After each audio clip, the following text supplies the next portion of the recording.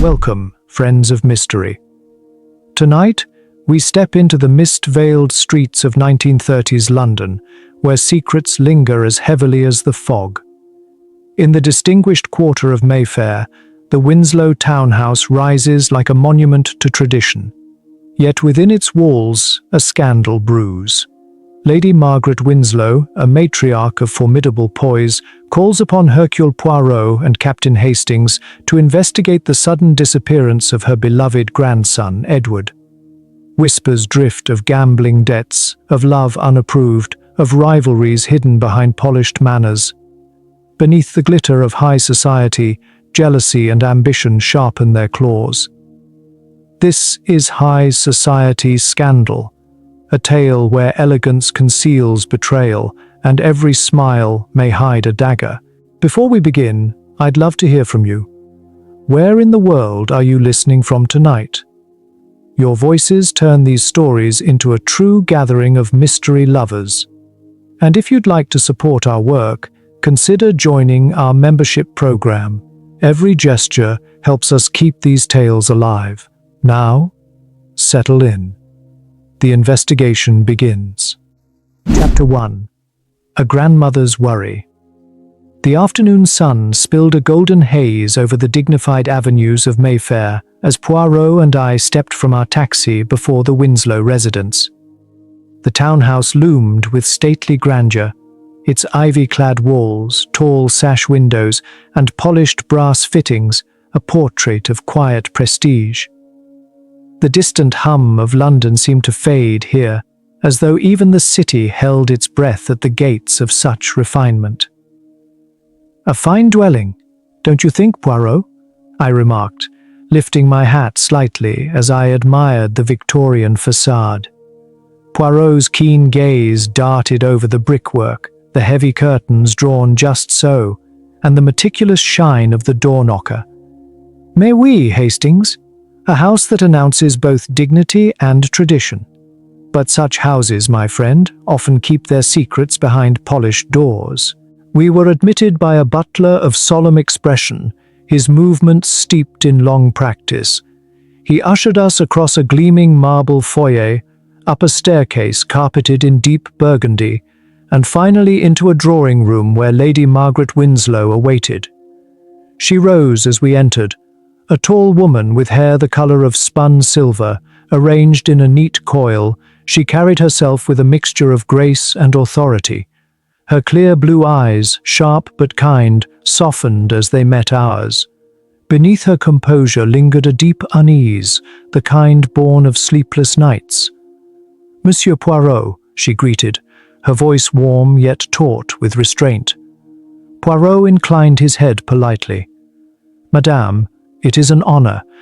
May I also present my friend, Captain Hastings?" I gave a respectful nod. "At your service, Lady Margaret." She motioned us toward two chairs near a crackling fire. The room spoke of comfort layered upon wealth, velvet drapes, gilt frames, a grand piano gleaming in the corner. My gaze lingered on a portrait above the mantel, a young man, his smile mischievous, his eyes full of vitality. Poirot folded his hands neatly. "Now, madame, tell us what compels you to summon Hercule Poirot with such urgency." Her eyes flicked briefly to the portrait. Her hands, clasped together, tightened before she spoke. "It is my grandson, Edward. He has been gone these past 2 weeks. I know in my bones something is terribly amiss." "Missing?" Poirot's voice was gentle, coaxing her to continue. "Yes," she said with quiet conviction. "The police dismiss it as youthful restlessness, some adventure that will blow over. But Edward is no careless boy. He would never leave without a word, not when he knows the anxiety it would cause me." "Then, madame, tell us, what manner of man is Edward to you?" Poirot asked softly. Her lips curved into a tender smile, though her eyes glistened. "Edward is 25. He is charming, clever, full of spirit. I raised him after his parents died. He was always inventing grand escapades. Once, at 7 years old, He climbed the great oak in the garden and declared himself king of an enchanted kingdom. "I have saved a throne for you, Grandmamma," he told me. "That is Edward, generous of heart, bright with life. To imagine him gone without a word, it chills me." Her voice trembled. "There has been talk of gambling debts and whispers of a romance that some deem unwise. But whatever his faults, he is my greatest treasure. This silence, it feels unnatural." Poirot leaned forward, eyes warm with sympathy. "And when did you last see him, madame?" "At a gala 2 weeks ago, at the Dorchester Hotel," she said. "He appeared distracted, though he tried to disguise it. He left early, saying he had a meeting. The next day, this note arrived." She drew a folded slip of paper from her sleeve and passed it to Poirot. He opened it carefully, and I leaned over his shoulder. The words were scrawled hastily. "Must go away for a while. Don't worry." Poirot studied the uneven script. "Très curieux. A message so brief, so cold, when you describe a bond of affection. This is all he left?" "Yes," she whispered. "He has never before kept silence from me. I have been his confidant as well as his grandmother. It is unlike him, terribly unlike him." Poirot's gaze softened. "Your love for him is clear, madame. It shall serve as the compass by which we shall find him. I accept this case. But first, may we see his room?" She nodded gratefully and guided us upstairs. Edward's chamber bore the marks of a young man of both society and individuality. A wardrobe of fine suits, a desk strewn with papers, the faint scent of cologne in the air. A novel lay open on the nightstand, its bookmark poised mid-chapter. Poirot moved about quietly, his sharp eyes noting every detail. From the desk, he lifted a torn fragment, an invitation to the very gala, ripped unevenly. "Interesting," he murmured, pocketing it. Then, beneath a stack of books, he discovered a photograph of a striking woman with bold eyes and an enigmatic smile. "Who is she?" I asked. Lady Margaret leaned forward, her brow knitting. "That is Eliza Montague, wife of Charles Montague. I have met her, yes. But why would Edward conceal her photograph? Their acquaintance was no secret to me." Poirot studied the image. "And yet, madame, it was hidden. That suggests significance." Her face paled. "Edward never concealed things from me, at least I thought not. This troubles me deeply." At last, Poirot discovered a small brass key tucked beneath the novel. He held it up, eyes narrowing. "And this, madame? To what does it belong?" Lady Margaret frowned. "I have never seen it before." Poirot pocketed the key. "Another thread for the pattern, Hastings." Back in the drawing room, Lady Margaret's voice carried a fragile hope. "What do you think, Monsieur Poirot?" "I think, madame," Poirot said quietly, "that beneath the glitter of society lies a shadow. We shall retrace his steps from the gala. Perhaps there we will uncover what was hidden." Before we left, Lady Margaret added, "Tomorrow evening there is a ball at the Savoy. Many of the same guests from the Dorchester will be there. Perhaps you might attend." Poirot's eyes glimmered. "An excellent suggestion, madame. At such gatherings the tongue loosens more quickly than the pen. We shall be there." As we stepped outside, the clouds parted and sunlight fell across Mayfair, warm and fleeting. Edward Winslow's disappearance was no longer a simple matter of a young man gone astray. Gambling debts, a mysterious romance, a curt farewell note, a torn invitation, a secret photograph, an unfamiliar key. Already Poirot had gathered his pieces. "What do you make of it, Poirot?" I asked as we descended the steps. He gave me his familiar enigmatic smile. "It is a beginning, Hastings, just a thread, but tug gently enough at a thread and the entire tapestry may come loose. I nodded, comforted as always by his certainty. Whatever shadows lay ahead, with Poirot guiding the way, I felt sure the truth would not remain hidden for long. Chapter 2. The Gala's Glitter. The Savoy ballroom shimmered like a golden jewel against the London night. 1,000 lights from its crystal chandeliers spilled across the parquet floor, catching on the gleam of champagne glasses and the satin folds of evening gowns. The orchestra swayed into a waltz, its notes rippling through the chatter of the city's elite. Yet, amid the sparkle and laughter, I felt something uneasy, an undercurrent that gnawed at the perfection of the scene. Poirot, standing beside me with his usual air of watchful calm, tilted his head ever so slightly, his eyes scanning the throng of dancers and onlookers. "Regard, Hastings," he murmured. "The brilliance dazzles, yes, but it also blinds. Beneath the glitter lies disquiet. Do you not sense it?" I tried to brush it off as nerves, yet he was right. The room carried a stiffness, a tension hidden beneath the polished smiles. "It's grand, certainly," I replied, "but not entirely cheerful." Poirot gave me one of his knowing half-smiles. "Just so. Society polishes its mask until it gleams, but ambition and envy still lurk beneath. Come, we must wander through this theatre of faces. Someone here knows more of Edward Winslow than they admit." We moved slowly among the crowd, exchanging nods with acquaintances. Lady Margaret's advice had proven sound. The very same figures who had attended the Dorchester Gala were gathered again tonight, their voices weaving new threads of gossip. Poirot's attention sharpened upon a tall woman standing stiffly by the staircase. "Observe, Hastings," he whispered. "Lady Beatrice Harrow, not an heir-seeker, but a rival, jealous of Edward's charm and his effortless popularity. Her envy is no secret. She cut a striking figure, her emerald gown glinting beneath the chandeliers. Yet her gloved hands clenched her purse as if she feared it might be snatched away. When she turned toward us, her expression was cool and unwelcoming.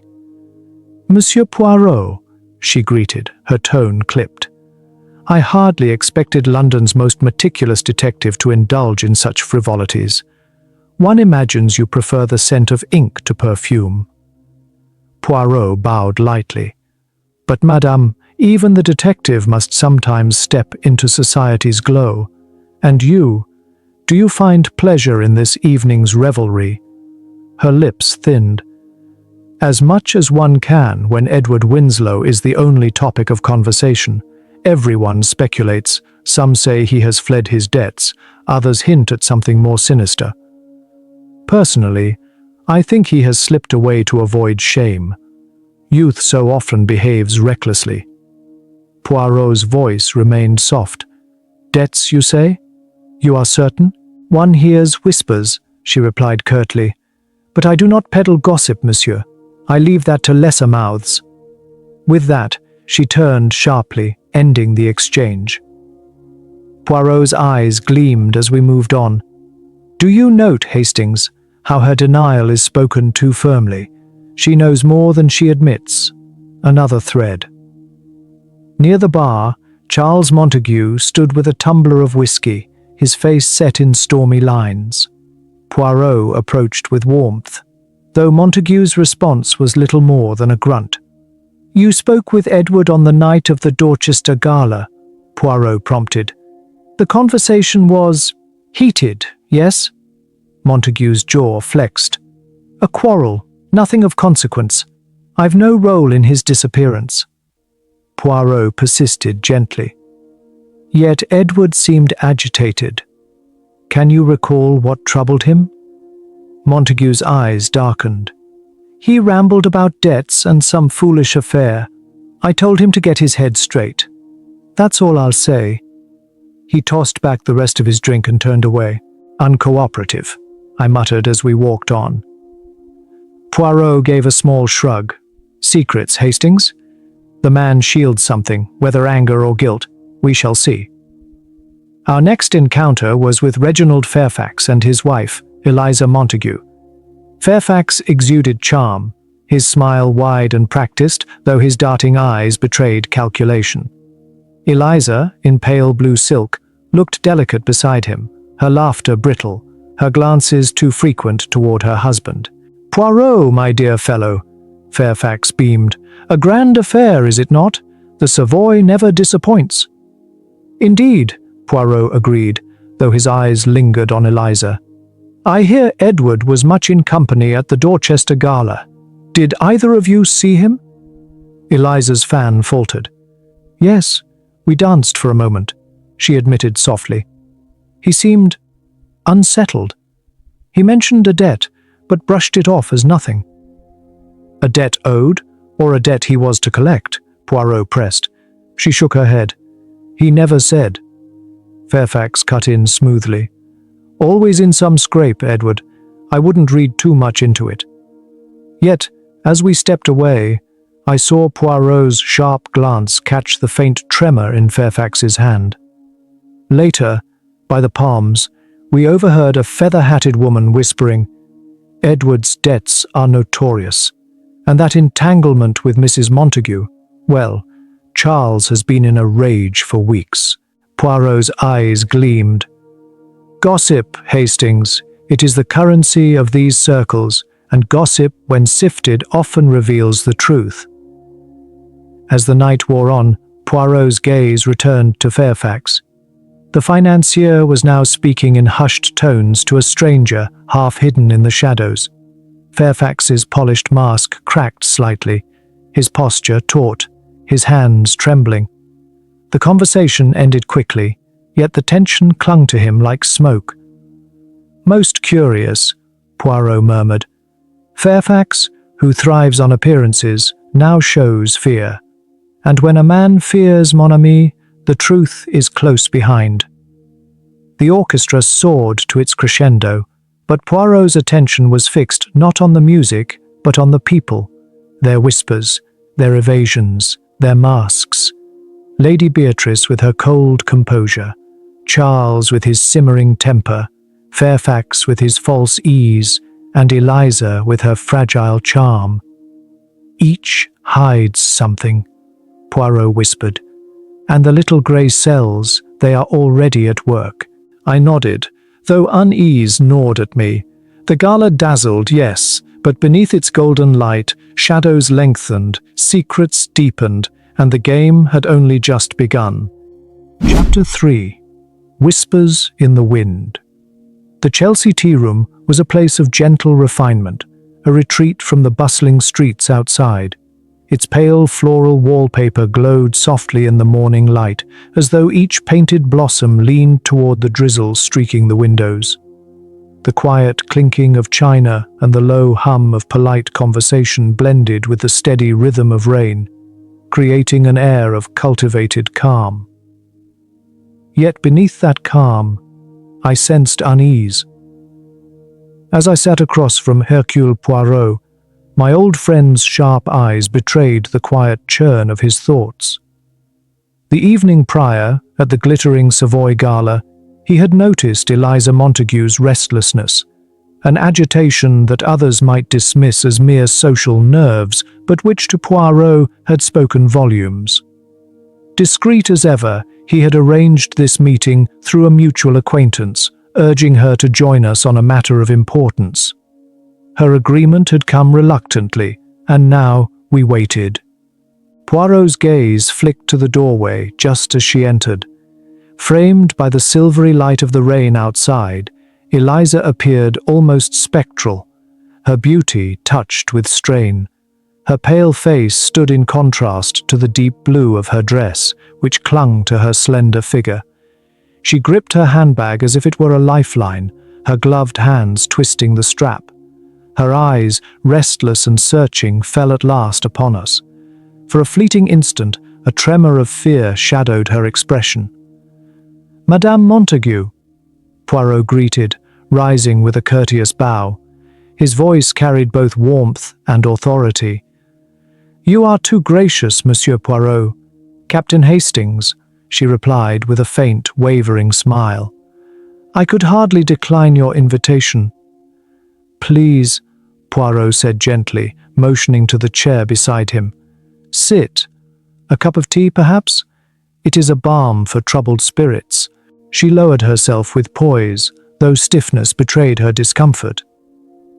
As the waitress poured, Eliza traced the rim of her cup with trembling fingers, reluctant to meet our eyes. Poirot leaned forward slightly, lowering his voice. "Madame, I must ask you about Edward Winslow. He was more to you than society assumed, was he not?" Her hands stilled, the faintest catch in her breath. We were friends," she whispered, though her tone lacked conviction. "Friends only?" Poirot pressed softly. "Society whispers suggest otherwise." Her cheeks flushed, and she turned away. "It is true. Edward and I were involved, briefly. A foolishness of youth, but I had no part in his disappearance, I swear it." Poirot's expression softened, but his sharp gaze did not falter. "I do not accuse, madame. I only seek clarity. When did you last see him?" "At the Dorchester Gala," she murmured. "We danced once.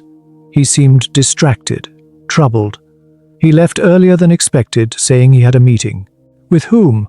Poirot asked gently. "I cannot say. He would not confide in me. But there was fear in his manner. His smile seemed false." Poirot considered this, then produced a torn gala invitation from his pocket. Its jagged edges spoke of haste. "This was found in his room. Do you recognize it?" Her eyes widened briefly, but she shook her head. "No, he never mentioned it." "And yet," Poirot continued, "among his belongings I discovered this photograph of you. Why conceal it if your friendship was innocent?" Her lips trembled as she replied, "He feared discovery. My husband, Charles, is a proud man. If he had known, it would have ruined us both." Poirot's tone was almost tender. "And so Edward ended it? To protect you?" Tears welled in her eyes. "Yes, that night at the gala he insisted it must end. He said there were complications. He wouldn't explain, but I saw the terror in his eyes. He kept glancing about, as if a shadow followed him." Poirot steepled his fingers. "Did you notice anyone unusual?" "There was a man near the cloakroom," she admitted after a pause. "Tall, dark hair, a scar on his cheek." Edward stiffened when their eyes met. He brushed it aside when I asked, but I could tell he was shaken. "Most curious," Poirot murmured. "And what of financial matters? Gambling? Debts? Obligations?" Eliza shook her head firmly. "No. He once had gambling debts, yes, but he told me they were repaid. Any rumor to the contrary is idle gossip. In fact," she hesitated, lowering her voice, "he spoke instead of others owing money to his grandmother, Lady Margaret. It disturbed him deeply." Poirot's brow lifted. "Others? Such as?" "I cannot say with certainty, but I once overheard him in a heated exchange with Reginald Fairfax, the financier. It was at dinner several weeks ago. Edward was visibly shaken afterward." Poirot's eyes gleamed. Fairfax, a man of wealth, but with trembling hands and furtive eyes, a most intriguing connection. At last, Eliza's composure broke. "Monsieur Poirot, please, find him. I fear something dreadful has happened." Poirot inclined his head solemnly. "I shall do my utmost. But tell me, one final question. Do you know the purpose of a small silver key found in his quarters?" "A key," she repeated, genuinely bewildered. "No, I have never seen it." "Very well, madame. You have been most helpful," Poirot said, rising smoothly. We stepped back into the damp streets, the rain whispering against cobblestones. Poirot's voice, thoughtful and low, reached me through the mist. A scarred stranger, a financier with secrets, debts that whisper in the shadows. Hastings, the threads multiply, and already they begin to weave a most intriguing pattern. I followed in silence, knowing well that his little grey cells were already at work, threading every word and gesture into a picture still hidden from me. Chapter 4. A Secret Exchange.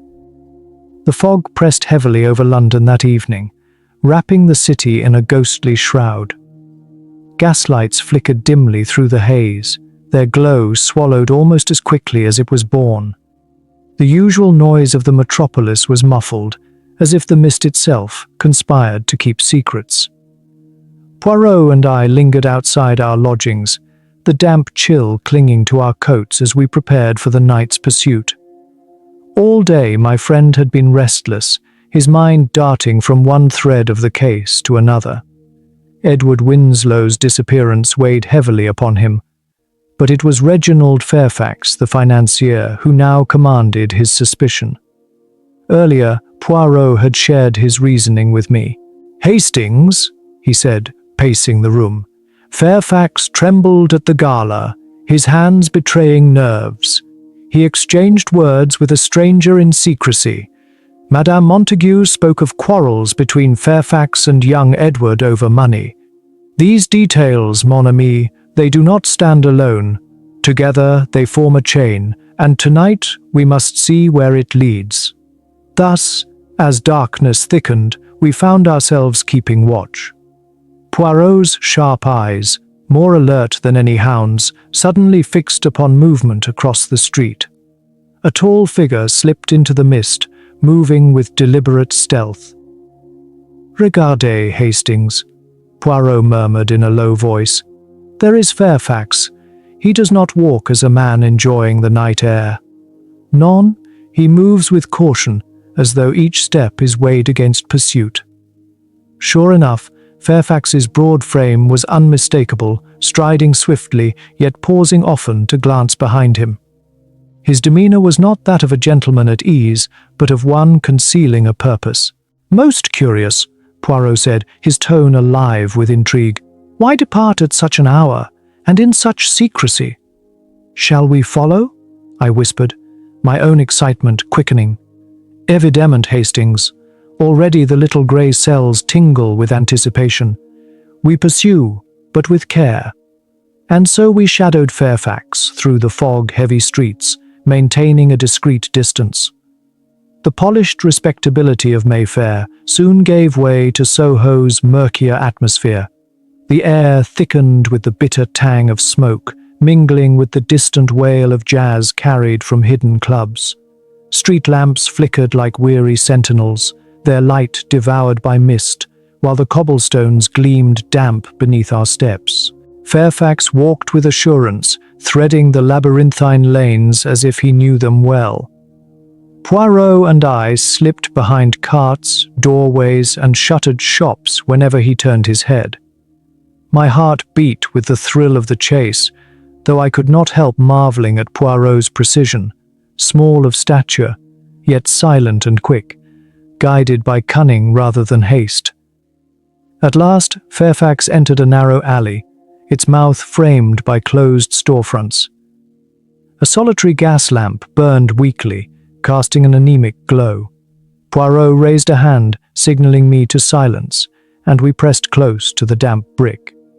Through the fog we watched as Fairfax halted.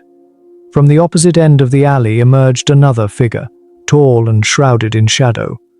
The brim of his hat concealed his features, rendering him little more than a silhouette in the mist.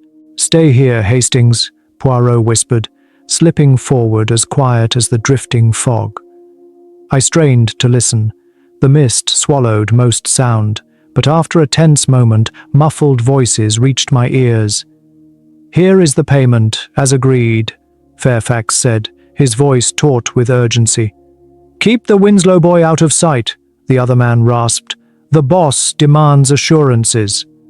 "Tell him it is arranged," Fairfax snapped. "No more delays." A briefcase passed between them. The shadowed man disappeared into the mist, leaving Fairfax to linger a moment, scanning the alley like a hunted man, before he turned back toward the main street. Poirot rejoined me, his eyes narrowed, his tone grave. "You heard Hastings. The Winslow boy. Fairfax has tied himself to Edward's disappearance, but to what end?" "Kidnapping?" I ventured, my pulse racing. "The briefcase. Surely money exchanged hands." "Oui, a transaction," Poirot said quietly. "But is it ransom to conceal, or a fee to silence? That is what we must uncover." We followed again as Fairfax made his way toward his office, a nondescript building wedged between a tobacconist and a tailor. Only a faint glow emanated from its upper floor. He vanished inside. Poirot gestured to a narrow passage running behind the building. "Observe, mon ami. A rear entrance. With luck, a careless clerk has left it unsecured." Indeed, the small door stood ajar. We slipped through and climbed the creaking staircase until we reached Fairfax's office. Inside, wealth and disarray clashed. Mahogany furnishings and thick carpets competed with piles of papers, ledgers, and scattered correspondence. Fairfax, his brow furrowed, stood at a cabinet rifling through documents. He withdrew several papers and moved to a safe. We crouched behind a tall bookcase as he unlocked it. His face darkened upon reading the contents, and with sudden fury he struck a match, set the papers aflame, and tossed them into a metal bin. "Now, Hastings," Poirot whispered. He stepped forward, his voice firm but measured. "Monsieur Fairfax, a word, if you please." Fairfax spun around, his eyes blazing. "Poirot, how dare you intrude?" "Non, monsieur," Poirot cut him off smoothly. "It is you who dare. What was it you consigned to the flames? Something you feared the light of day might reveal." Fairfax's eyes flickered toward the smoldering bin. His hands trembled before he forced them still. "This is my office. You've no right." "When it concerns Edward Winslow's fate," Poirot interrupted, his voice cutting like steel, "I have every right. You paid a man to keep him hidden, did you not?" Fairfax blanched, faltering. I know nothing." Poirot pressed forward, relentless. "Then why the bribes in Soho? Why the destruction of documents? Fraud, perhaps, against Lady Margaret herself?" At that, Fairfax's shoulders sagged. He exhaled, the fight seeping out of him. "You don't understand. I've been handling investments. Lady Margaret's accounts and others besides. There were discrepancies. Edward discovered them. He threatened exposure. I only needed time to set matters straight." "And so you paid to silence him?" Poirot asked coldly. "No," Fairfax barked, his jaw tightening. "You have it all wrong." Poirot studied him closely, the silence heavy. "Your denial is swift, monsieur, but it leaves me unconvinced." I stepped forward, my own voice uneasy. "If Edward has been harmed, Fairfax, we'll uncover it, whether you confess or not." Fairfax turned away, lips pressed thin, offering no answer. Poirot tugged at my sleeve, guiding us back into the fog-laden street. "He hides something, Hastings," Poirot murmured. "And when a man guards his secrets so fiercely, it is because the truth is darker still." The mist thickened around us, as though London itself sought to keep its riddles hidden. Chapter 5. The puzzle takes shape. The Gentlemen's Club in St. James's, with its polished oak doors and air of exclusivity, felt less like a building and more like a citadel of secrecy. As Poirot and I stepped across its threshold, we were instantly met with the thick haze of cigar smoke, mingling with the fragrance of aged leather and the faint tang of old brandy. The atmosphere was one of wealth and privilege. Men who believed themselves beyond the reach of consequence sat ensconced in armchairs, their conversations carried out in whispers beneath the stern gazes of painted ancestors adorning the walls. Above the fireplace, the golden lion of the club's crest glimmered, its presence both proud and forbidding. "Mon ami," murmured Poirot, lowering his voice as though matching the conspiratorial hush of the room. "Do you feel it? This silence is not mere courtesy. No, it is the quiet of power. Each man here sits surrounded by his secrets, confident they will never see the light of day." I shifted uneasily, every glance seeming to weigh me like a trespasser in sacred ground. "You're right, Poirot. It's like a fortress, and I think the guards are watching us." His lips curved in a knowing smile. "Precisely, Hastings. A fortress of wealth and discretion. And when walls are this thick, truth must be coaxed out gently. Otherwise it remains buried forever." Our purpose that afternoon was clear. First, to gain access to Edward Winslow's locker. Second, to press Charles Montague, a name that had surfaced more than once in our inquiries, for answers. Thanks to Poirot's reputation, the club's steward, a stern fellow with an immaculate moustache and the air of a military officer, had agreed to grant us private access. He led us into a smaller chamber where Montague was waiting. Charles Montague sat hunched in a high-backed leather chair, staring into the crackling flames. A glass of whiskey glowed amber in his hand, catching the light as though mocking the tension that hung between us. He acknowledged us with the barest of nods, his voice gravelly when he finally spoke. "Poirot, what compels you to hunt me down here?" Poirot lowered himself gracefully into the chair opposite, his posture upright and deliberate. "Monsieur Montague, I seek only clarity. At the Dorchester Gala, you were seen in a rather heated conversation with Edward Winslow. A quarrel, perhaps? I should like to understand its nature." Montague's grip tightened on the tumbler, his jaw clenching. "I told you before, it was nothing, a personal matter." Poirot's dark eyes never wavered. And yet, in light of Edward's disappearance, even matters of the heart may take on greater weight. "I am told you spoke of your wife." The man's shoulders stiffened, a muscle ticking in his cheek. "Eliza," he admitted bitterly. There were whispers, rumors that Winslow had been paying her too much attention. I warned him to keep away. "And his response?" Poirot asked softly. Montague let out a sharp breath, staring into his glass. He laughed, denied everything. But I know what I saw in his eyes. He enjoyed provoking me. Poirot inclined his head. "And after that evening you left earlier than most. Tell me, monsieur, where did you go?" Montague's face hardened. "I went home. My staff can confirm it." "Ah," Poirot replied calmly. "Yet I am told their recollections differ. Some remember seeing you, others do not." His tone was mild, but I could see it was a calculated feint. A needle slipped beneath the man's skin to test his nerves.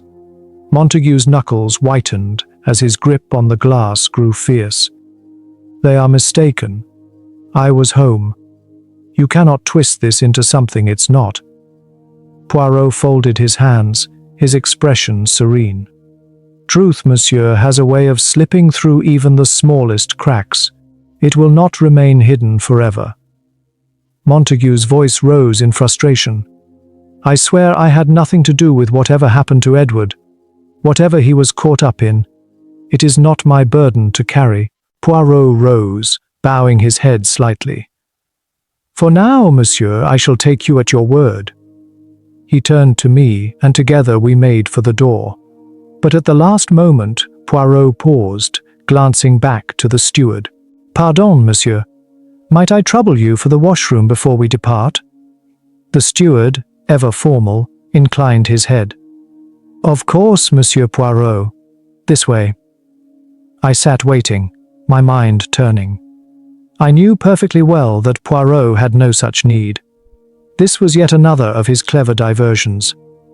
His true quarry was Edward Winslow's locker, and I had no doubt he would uncover something within. When he returned, his expression was unreadable, though a faint gleam in his eye betrayed his satisfaction. "Come, Hastings," he said quietly. "We have what we need." Once outside, with the heavy doors closing behind us, Poirot slipped his hand into his pocket and produced a slim, leather-bound ledger. A most illuminating discovery, mon ami. Inside Winslow's locker was a small safe, opened by the silver key we recovered earlier. Within lay this. I leaned close, scanning the handwritten notations across the yellowed pages. A financial ledger. And look, these entries point to Fairfax. "Just so," Poirot said gravely. "Winslow was gathering evidence, proof of Fairfax's fraudulent dealings, enough to ruin him if exposed. This, Hastings, is more than a clue. It is a motive." The ledger disappeared once more into Poirot's pocket, a silent weight of truth and danger. As we walked away from the club's looming facade, I felt the puzzle tightening around us. The fraud, the disappearance, the tangled web of debts and secrets. The picture was forming, but its final shape was not yet clear. Chapter 6. The Vigil's Veil. The Winslow drawing room that evening radiated a somber majesty, its every corner awash with the trembling glow of candlelight. Dozens of flames flickered against the panelled walls, their shadows stretching long and restless, lending the room the quality of a shrine. Above the mantel hung Edward's portrait, his confident smile frozen in time. Yet in that moment, it seemed less like a celebration of life than a ghostly reminder of absence. Heavy velvet curtains, thick with the musk of age, framed the fog-smeared windows, beyond which the muted heartbeat of 1930s London could scarcely intrude. From the corner, a gramophone spun a mournful melody, its notes like threads of sorrow stitching the room together in an uneasy silence. This was no mere act of remembrance. Poirot had arranged the vigil deliberately, not only to honor Edward, but to draw the circle of suspects together beneath the same roof. In such charged company, truth often trembles to the surface. Lady Margaret Winslow stood as the evening's matriarch, her silver hair shimmering in the candlelight, her figure regal yet softened by maternal anguish. Before her sat the guests, no, the suspects, summoned under the guise of solemn duty. Poirot, small yet commanding, occupied a chair near the hearth, his green eyes watchful, glinting like a cat ready to spring. I, Captain Hastings, lingered at his side, notebook in hand, though my true attention was fixed on the atmosphere itself, a tension that hung over us like a storm cloud, heavy and expectant. "Mesdames et messieurs," Lady Margaret began, her voice both tender and resolute, "we are gathered tonight for my grandson Edward. He was not merely family to me, he was the joy of my later years, the bond of my heart. If any among you know something, anything that could guide us to his return, I beg you speak. Let this torment end." Her plea rippled through the room like a stone striking still water, unsettling the surface calm. Lady Beatrice Hargrove shifted in her chair, fingers working her pearl necklace with compulsive rhythm, the faint click-click echoing like a nervous metronome. Charles Montague stood by the mantel, his eyes fixed on the flames as though they alone could shield him from scrutiny. Reginald Fairfax maintained his polished banker's smile, but it was brittle now, his darting eyes betraying unease. Eliza Montague, pale and trembling, dabbed at her eyes with a lace handkerchief, though the tremor in her hand seemed born of dread rather than grief. Poirot's moustache twitched faintly as he leaned toward me, his voice a whisper meant only for my ears. "Observe, Hastings. They do not answer, yet each reacts. It is telling, n'est-ce pas? Lady Margaret's words prick the conscience, or the fear." I scribbled furiously. "Do you think it guilt, Poirot?" "Perhaps," he murmured. Or defiance. The little grey cells, they are listening. Lady Margaret's voice rose again, quivering with both love and anguish. Since Edward was a child, we were bound together, he and I. If he is lost, then part of me is lost with him. I beg you all, help me bring him home. Her words pierced deeper than any accusation. Beatrice's pearls clacked faster, her lips tightening as though she longed to speak but dared not. Charles's hands curled into fists at his sides. Fairfax's veneer faltered, a bead of perspiration betraying him despite the winter chill. Eliza's sobs renewed, though her gaze flicked anxiously toward her husband as if fearing what might be revealed. Poirot rose then, small in stature but vast in presence. All eyes followed him, his voice carried with calm authority. Mesdames et messieurs, a vigil is not only for mourning, it is also a time for truth, and tonight, truth is what we must pursue. From his pocket, he produced a slim leather-bound ledger, its pages worn and inked with Edward's meticulous hand. Holding it aloft, he declared, "This was discovered within Edward Winslow's locker at his club. Its contents, they may hold the key to his disappearance." The room stirred at once. A collective intake of breath, a shifting of weight, a subtle exchange of glances. Beatrice froze mid-gesture, her pearls slipping silent through her fingers. Charles Montague finally lifted his gaze from the fire, confusion shadowing his features. Fairfax's smile shattered in an instant, recognition flaring in his eyes before he masked it with forced composure. Eliza pressed her handkerchief to trembling lips, her wide eyes fixed on Poirot. "This ledger," Poirot continued, his tone measured and deliberate, "is more than ink upon paper. It is a witness, silent yet damning, to the forces that drew Edward into danger. What it reveals, I shall disclose in time. For now, I say only this. Among us sits the truth of Edward's fate." Fairfax's voice cracked through the silence, strained and uneven. What does it contain?" Poirot's stare fixed on him, unblinking. "Ah, monsieur, that is indeed the question, and in time it shall be answered. But be assured, the answer will bring the truth into the open." The room descended into silence, the only sounds the hiss of the fire and the faint sputter of candle wicks. Lady Margaret clasped her hands, torn between hope and dread. Lady Beatrice's expression hardened, her curiosity tempered by calculation. Charles's suspicion sharpened, his gaze flitting between Poirot and Fairfax. Eliza trembled, her beauty shadowed by fear. Poirot seated himself once more, his face serene but his eyes blazing with intent. "A vigil binds us in grief, yes, but also in duty. Someone here holds knowledge yet unspoken.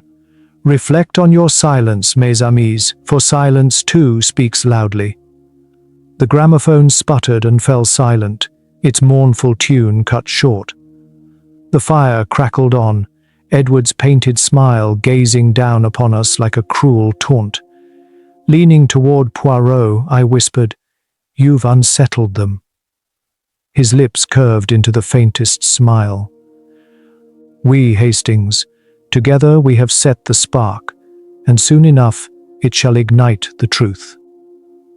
The vigil's veil had lifted, and though no confession had yet been spoken, I felt the reckoning drawing closer with every flicker of flame.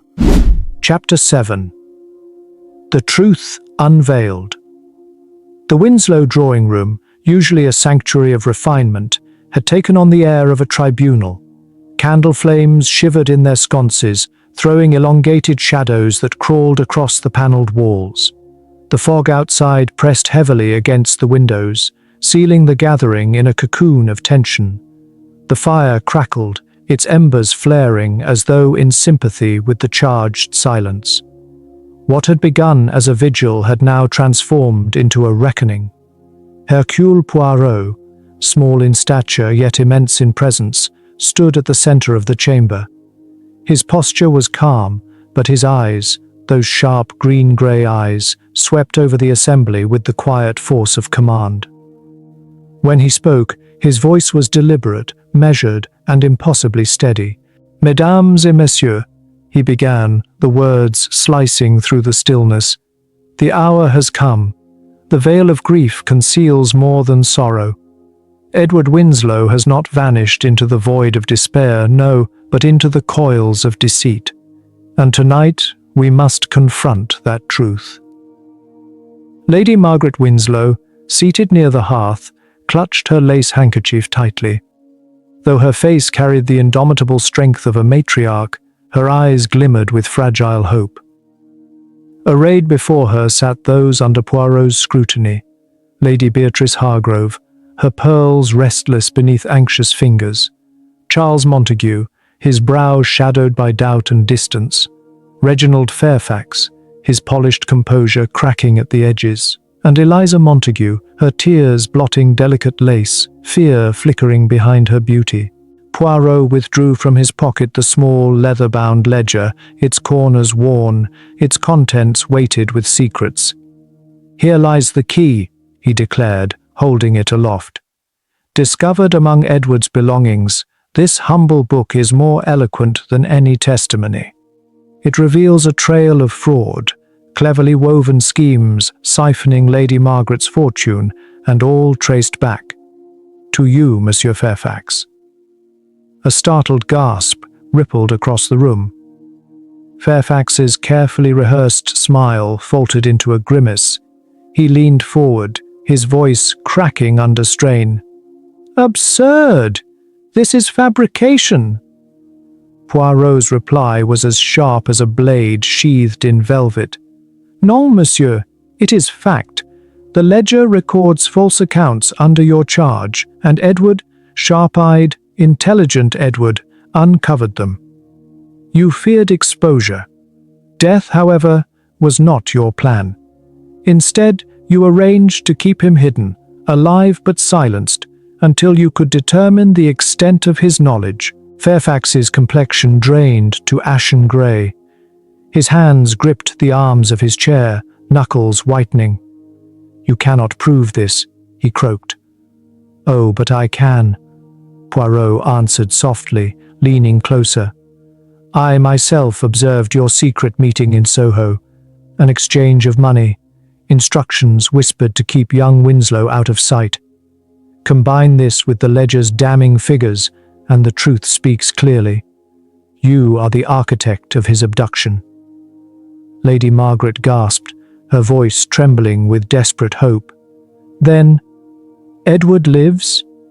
"Oui, madame," Poirot assured gently. "Alive, though held against his will. Even now, Inspector Sharp and his men move upon a warehouse at the edge of the city. Property in your name, Monsieur Fairfax. Within its walls, Edward awaits his freedom." Fairfax's defiance collapsed entirely.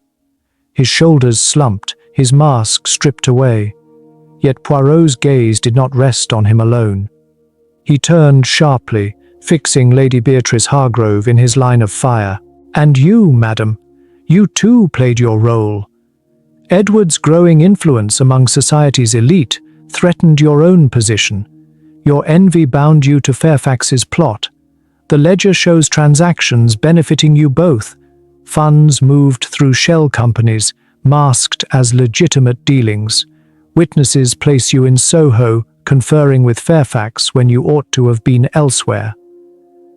Lady Beatrice's face hardened, though the tremor in her hands betrayed her. "Slander," she snapped. "You twist coincidences into crimes." Poirot's reply was merciless in its precision. "Coincidence, madam? No. Here, see this entry. A transfer routed to a company under your control, flagged in Edward's own notes. He questioned it. You feared his discovery would topple you." Beatrice's lips pressed thin, her icy veneer cracking as a flicker of dread crossed her eyes. For a moment, she seemed carved from marble, rigid, cold, and breaking beneath invisible strain. At that instant, the doors burst open. Inspector Sharp strode in, flanked by constables whose faces carried the grim authority of justice. His voice was firm, resolute. "Poirot, it is done. We have Edward Winslow, alive, shaken but safe. The men guarding him are under arrest." The room erupted. Lady Margaret rose unsteadily, tears spilling down her cheeks. "Alive? My Edward is alive?" "Yes, madam," the inspector confirmed, his voice softened by respect. "Bruised but unharmed. He will be returned to you at once." Lady Margaret's composure shattered into gratitude. She clasped Poirot's hands, whispering, "Thank you. Bless you." Poirot inclined his head humbly. "It is not I alone, madame, but the justice that must prevail. Now Monsieur Fairfax will face the law, and Madame Hargrove, her hands are not clean. Her dealings shall face their own inquiry." Constables moved forward, seizing Fairfax by the arms. He offered no resistance, his face pale, his ambition undone. Lady Beatrice's defiance lingered, but even her pearls trembled as she clutched them too tightly. Across the room, Charles Montague and his wife Eliza exchanged a glance, one of relief, mingled with unease. Their secrets might yet remain, but for this night at least, the storm had shifted from their heads. Poirot leaned toward me then, his voice low but tinged with quiet triumph. "Hastings, the little grey cells have prevailed once more. What was a vigil of mourning has become a tribunal of truth." I nodded, watching the fog outside begin to thin, as if the very city exhaled in relief. The crimes of deceit and ambition had been dragged into the light. Edward Winslow would return, but the sheen of Mayfair society would never be quite the same. Justice, once veiled, now stood unveiled. Chapter 8. Reputation Restored. The Winslow Conservatory shimmered beneath the gentle embrace of morning, its glass panes catching the first golden rays of dawn. The turmoil of the previous nights seemed almost a distant memory, as sunlight spilled across tiled floors, weaving shifting mosaics of gold and shadow. Dew still clung to the roses in the gardens beyond, and the quiet hum of birdsong threaded through the air, a melody of renewal that replaced the oppressive silence of suspicion. I stood beside Hercule Poirot, who, with hands folded neatly behind his back, appeared softened by the serenity around him. His keen eyes, bright as polished emeralds, reflected not only the light of morning but the satisfaction of resolution. "Mon ami," he murmured in his precise way, "how curious it is that nature herself conspires to heal what man's folly has so gravely unsettled. The night, it concealed lies. The day, it reveals peace." Before I could reply, the conservatory door creaked open. Lady Margaret Winslow entered, her silver hair gleaming like a crown in the sunshine. Gone was the rigid steel of suspicion. Her face now bore the tenderness of relief. Leaning gently on Inspector Japp's arm was Edward Winslow, weary and pale, yet unmistakably alive. Though his steps were slow, the spark of his old charm returned when his eyes found his grandmother. "Edward!" Lady Margaret cried, her composure breaking into pure emotion. She rushed forward, gathering him into her arms. Her stern authority dissolved in that instant, replaced by the trembling joy of a woman who had feared loss beyond bearing. Edward's voice, rough from captivity, carried the faintest smile. "Grandmother, I am here. Forgive me for the worry I've caused." Poirot stepped forward, his face alight with quiet triumph. "Monsieur Edward, to see you reunited with your family, it is a pleasure most profound. The little grey cells, they have once again guided us true." Edward's eyes, though shadowed by exhaustion, glowed with gratitude. "Monsieur Poirot, I owe you my life. For your brilliance, for your persistence, I thank you. Poirot inclined his head modestly. Do not thank me alone, monsieur. Justice is a current stronger than any one man. It must prevail, and it has. Lady Margaret, regaining her usual poise, though tears still shimmered, turned to Poirot. You have given me back not only my grandson, but the very heart of this house. For that, I shall be forever in your debt. Madame, Poirot replied gently, it was your devotion, your love for Edward, that shone like a beacon in this case. It is love that guides justice more surely than evidence alone. Edward sank into a wicker chair, the strength ebbing from him, while Lady Margaret's expression hardened once more with resolve. This scandal must not cling to the Winslow name. Edward, you will travel abroad, a respite for your health, perhaps Paris or Geneva. We shall call it a retreat, not a disgrace. Discretion will preserve our legacy. Though weary, Edward straightened with determination. Yes, grandmother, I will do as you ask. Poirot's eyes twinkled approvingly. A wise decision, madame.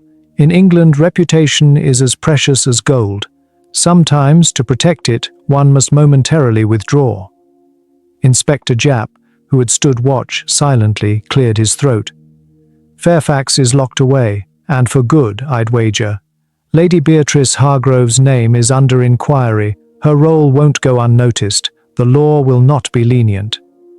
Poirot's moustache quivered faintly as he replied, So it must be. Ambition corrupted by greed, always it brings ruin. But now the scales are balanced. As Lady Margaret tended to her grandson, Poirot leaned closer to me, his tone reflective. Hastings, do you not see? Beneath the polish of high society lies the same weakness as anywhere. Avarice, envy, folly. Yet here, at least, order is restored. Such is the work of the detective, to bring light into shadow. I nodded, breathing in the fragrant air of orchids and roses, the sunlight bathing us in warmth. You're right, Poirot. Edward is safe, and the Winslow name preserved. At last, peace. Poirot's moustache curved in quiet satisfaction. Peace, mon ami, and a conclusion most fitting. The tale has reached its rightful end. We took our leave, stepping into the crisp brightness of Mayfair's morning. Behind us, Lady Margaret and Edward remained in the conservatory, the grandmother's hand resting upon her grandson's in a silence more eloquent than words. As we walked, Poirot's step seemed light, his eyes serene. The little grey cells once more had triumphed, and order returned to chaos. The scandal that threatened to stain a family had been unravelled. Fairfax and his co-conspirators faced justice, while Edward's return restored both name and heart. Yet even as dawn gilded the city, I could not help but reflect. Ambition may be checked, but it never wholly disappears. Beneath the glittering surface of society, shadows always linger, waiting for the next unraveling. Here's a chapter-by-chapter immersive analysis of high society scandal. Chapter 1. A Grandmother's Worry. The story begins in Mayfair, London, where Poirot and Hastings are summoned to Lady Margaret Winslow's townhouse. Her grandson Edward has disappeared, leaving only a hastily written note. Poirot immediately senses that the farewell is uncharacteristic of a young man described as affectionate and loyal. Within Edward's room, clues emerge: a torn gala invitation, a hidden photograph of Eliza Montague, and an unfamiliar brass key. These discoveries point toward secrets beneath the surface of privilege. What we learn: appearances of stability in high society often mask hidden conflicts. Trust within families can be shaken when loved ones conceal their lives. Moral lesson: even the grandest homes can conceal shadows, and affection cannot always shield one from betrayal. Viewer question: If someone you love vanished without explanation, would you trust the official narrative or your instincts? Chapter 2. The Gala's Glitter. At the Savoy ballroom, Poirot and Hastings mingle with London's elite. Beneath the dazzling chandeliers, whispers about Edward's gambling debts and rumoured romance circulate. Poirot notes Lady Beatrice's hostility, Charles Montague's simmering resentment, and Fairfax's trembling composure. Eliza Montague confirms that Edward seemed troubled the night he disappeared. A shadow of rivalry and envy weaves through the polished smiles. What we learn: wealth and charm cannot hide human flaws. Jealousy and ambition often thrive in elegant spaces. Moral lesson: the masks worn in society often reveal more than they conceal. Envy and greed will always leave cracks. Viewer question: have you ever sensed tension hidden beneath the surface of a seemingly perfect gathering? Chapter 3. Whispers in the Wind. In a quiet Chelsea tea room, Poirot interviews Eliza Montague. She confesses to a brief affair with Edward, ended out of fear of discovery. She recalls Edward's agitation at the gala, his talk of debts, and his unease at encountering a scarred stranger. Poirot learns Edward may have uncovered financial irregularities tied to Fairfax, adding a dangerous layer to the disappearance. What we learn: scandal is rarely confined to matters of the heart. It often entangles money, power, and pride. Moral lesson: hidden truths have a way of surfacing, and protecting appearances can become a greater burden than the truth itself. Viewer question: do you think Eliza is a victim of circumstance, or does her silence make her complicit? Chapter 4. A Secret Exchange. Poirot and Hastings trail Fairfax through the fog-heavy streets of Soho. They witness him hand off a briefcase during a clandestine meeting, where Edward's name is mentioned directly. In Fairfax's office, Poirot confronts him as he burns incriminating documents. Fairfax admits to financial discrepancies but denies harming Edward. Poirot, however, remains unconvinced. What we learn: fear of exposure drives men to desperate measures, and financial greed is often the true root of scandal. Moral lesson: the pursuit of wealth without integrity corrodes character and invites downfall. Viewer question: if you uncovered fraud that endangered someone, would you expose it or remain silent for safety? Chapter 5. The Puzzle Takes Shape. Inside a gentleman's club, Poirot gains access to Edward's private locker using the brass key. Hidden within is a ledger detailing Fairfax's fraudulent dealings, carefully documented by Edward. This provides motive and proof of Edward's disappearance. Montague's jealousy, Fairfax's fraud, and Beatrice's envy form a tightening net of suspicion. What we learn: Edward was not reckless, but courageous. He risked everything by seeking truth in a world where silence protects power. Moral lesson: truth, when documented and preserved, becomes a weapon against deception. Viewer question: would you risk your reputation and safety to expose corruption if you held undeniable proof? Chapter 6. The Vigil's Veil. Poirot orchestrates a vigil at the Winslow home, gathering all suspects under Lady Margaret's watchful eye. Emotions spill into the open as Poirot reveals the existence of the ledger. Fairfax falters under pressure, while Beatrice's denial grows brittle. The atmosphere shifts from solemn remembrance to silent accusation. What we learn: collective silence often hides collective guilt. Truth can unsettle even the most powerful. Moral lesson: a guilty conscience trembles in the face of truth, even if words remain unspoken. Viewer question: do you think guilt is harder to hide in silence or in speech? Chapter 7. The Truth Unveiled.